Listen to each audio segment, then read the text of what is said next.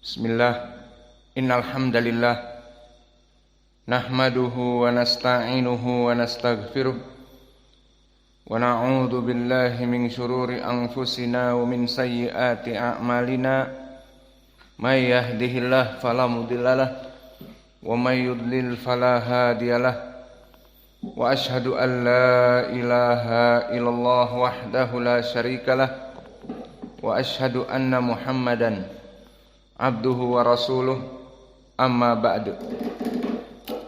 Alhamdulillah, pada kesempatan hari ini, hari Senin 25 Jumadal Ula 1444 Hijriah, bertepatan dengan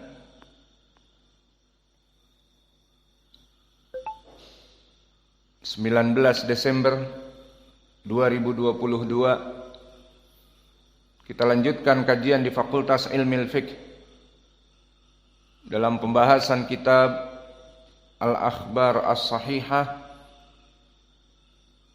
fi Fadailis Siyam, yang mana telah kita masuki 5 keutamaan atau 4 keutamaan tentang puasa, dan sekarang kita masuk kepada Al-Fadilatul Khamisah, keutamaan yang kelima. Bismillah. Qala al-muallif rahimahullah, kada rahimahullah, Al-Fadilatul Khamisatu istihqaqu lisaimi ismi siddiqin wasyuhada, diberikan gelar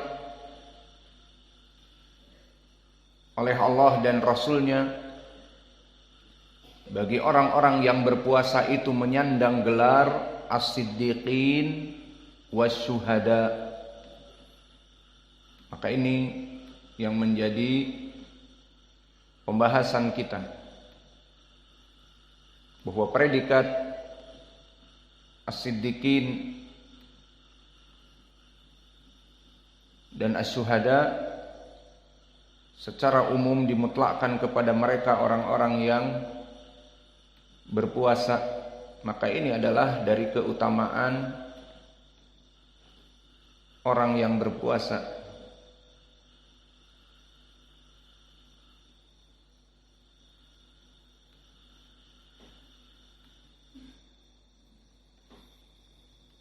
Qala Ibnu Hibban Al-Busti rahimahullah, akhbarana Ahmad bin Al-Hasan ibni Abdul Jabbar As-Sudafi, haddatsana Yahya bin Ma'in, haddatsana Al-Hakam ibn Nafi' an Syu'aib ibni Abi Hamzah an Abdullah ibni Abdurrahman ibni Abil Husain an Isa ibni Talhah qala sami'tu Amr ibni Murrah al-Juhani qala ja'a rajulun ila an-nabi sallallahu alaihi wa ala alihi wasallam faqala ya Rasulullah ara'aita in syahidtu alla ilaha illallah wa annaka Rasulullah wa salaitu as-salawatil khams wa adaitu zakata wa sumtu ramadhana wa qumtuhu famimman ana qala minas siddiqin wasyuhada, minas siddiqin wasyuhada. Hadis ini barakallahu fikum tentang keutamaan yang kelima bagi orang-orang yang melaksanakan puasa, diriwayatkan oleh Imam Ibnu Hibban Al-Busti yang kunyahnya Abu Hatim, dan dia masyhur dengan kitabnya Sahih Ibnu Hibban. Namun kalimat sahih tidak ditatbik karena banyak hadis-hadis yang dhaif di dalamnya.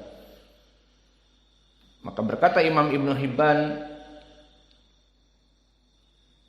atau hadis ini dikeluarkan selain Imam Ibnu Hibban oleh yang lainnya. Dikeluarkan oleh Imam Ibnu Hibban dan Yahya Ibnu Ma'in di dalam juznya, maka sanadnya bertumpu kepada Abul Yaman an Shu'aib ibni Abi Hamzah an Abdullah ibni Abdurrahman ibni Abi Husain an Isa ibni Talhah dari Amr ibnu Murrah al-Juhani. Berarti nanti akan kita bahas dari segi rijal, cukup dari madarul hadis. Maka gurunya Imam Ibnu Hibban tidak perlu dibahas, karena dari guru Ibnu Hibban ada Yahya Ibnu Ma'in, dan Yahya Ibnu Ma'in mengeluarkan di dalam juznya. Imam Ibnu Ma'in mempunyai kitab hadis. Di dalam juz Yahya Ibnu Ma'in, maka dikeluarkan hadis ini, sehingga tidak butuh kita menjelaskan dari sanad Imam Ibnu Hibban.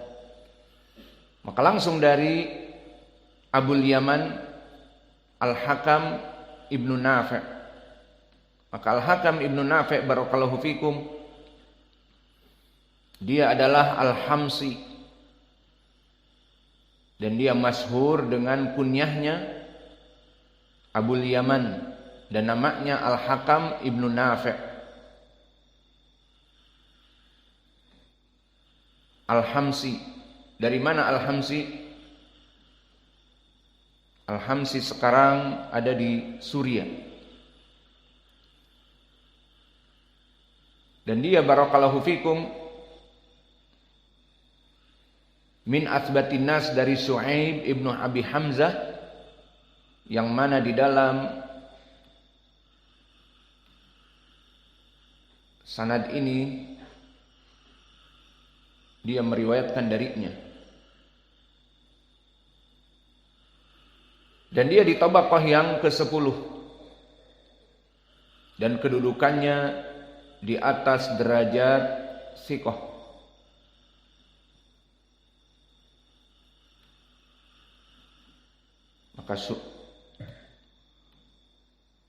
Maka Imam Al-Hakam Ibnu Nafi' dia satu generasi dengan Imam Ahmad di tabaqah yang ke-10. Dan tabaqah yang ke-10 tabaqah dari kelompok yang mengambil ilmu dari kelompok itba'ut tabi'in. Maka guru-gurunya mereka hanya itba'ut tabi'in kabir, seperti Imam Malik, Syu'bah ibn al-Hajjaj, Sufyan Ats-Tsauri dan yang lainnya. Tidaklah mereka kelompok di tabaqah yang ke-10 ini melihat para tabi'in. Dan Al-Hakam Ibnu Nafi' kedudukannya imam, seperti disebutkan oleh Abu Hatim Ar-Razi, nabil, sadukun, siqah.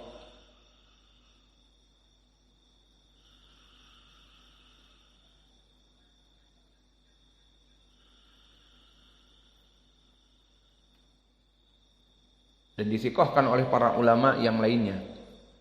Dan dia termasuk dari masyayikh Al-Imam Al-Bukhari. Maka Imam Al-Bukhari banyak sekali meriwayatkan dari Abul Yaman di dalam sahihnya. Dan di sini dia meriwayatkan dari Shu'aib ibnu Abi Hamzah. Dan Shu'aib ibnu Abi Hamzah Al-Umawi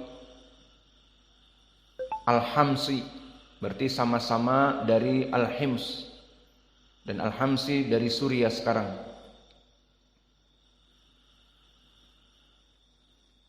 Dan Shu'aib ibnu Abi Hamzah min athbatin nas ani Zuhri. Dan Shu'aib ibnu Abi Hamzah dia rawi yang thiqah dan rawi yang abid. Maka para ulama di zaman dahulu mereka sibuk dengan ilmu, dan sibuk dengan ibadah. Siqatun dari segi ilmu hadis periwayatannya, dan juga ahlul ibadah. Berbeda dengan di zaman sekarang. Bisa jadi di zaman sekarang orang-orang yang sibuk dengan mencari gelar, dipenuhi namanya dengan gelar-gelar di belakang dan di depan, namun dari segi ibadah jauh. Apalagi salat berjamaah jadi masbuker, bahkan imamnya masbuker. Jauh dari ibadah. Maka orang-orang di zaman salaf justru mereka ahlul ilm dan ahlul ibadah. Jauh kehidupan mereka dari berleha-leha dengan waktu. Maka rawi ini disikohkan oleh para ulama, oleh Imam Abu Hatim dan Imam Ahmad, An-Nasai, Yahya ibnu Ma'in, dan dia masyhur dari para ulama min asbatin nas dari Imam Az-Zuhri. Namun di sanad ini tidak ada periwayatan dari Az-Zuhri.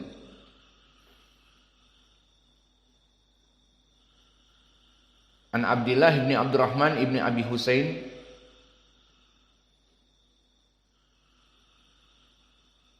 maka rawi ini di tabaqah yang kelima.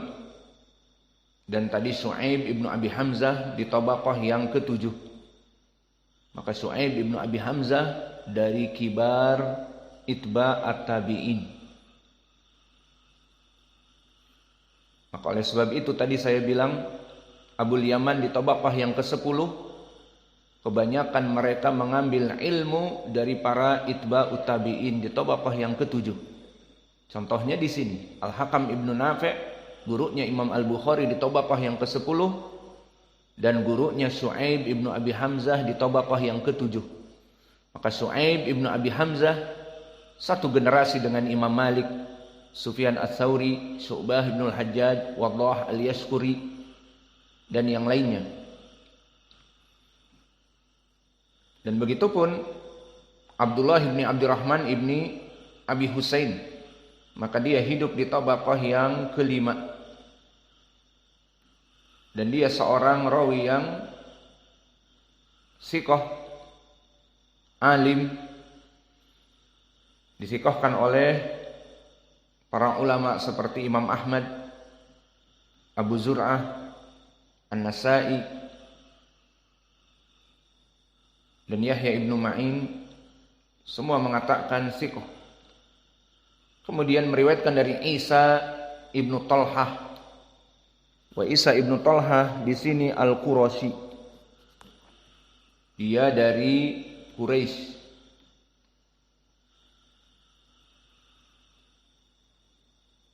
Dan begitupun tadi Abdullah ibni Abdurrahman, dia adalah Al-Makki. Maka berpindah dari orang-orang Al-Himsi atau Al-Hamsi dari Suriah kepada orang-orang Najd dari periwayatan orang Makkah. Dan Isa ibnu Talhah At-Taimi Al-Madani, dan dia hidup di tabaqah yang ketiga. Dan tabaqah yang ketiga adalah tabaqah al-wusta dari kelompok para tabi'in.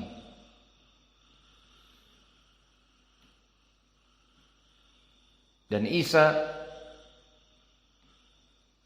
ibnu Talhah rawi yang siqah, disikohkan oleh Imam An-Nasai dan Yahya ibnu Ma'in.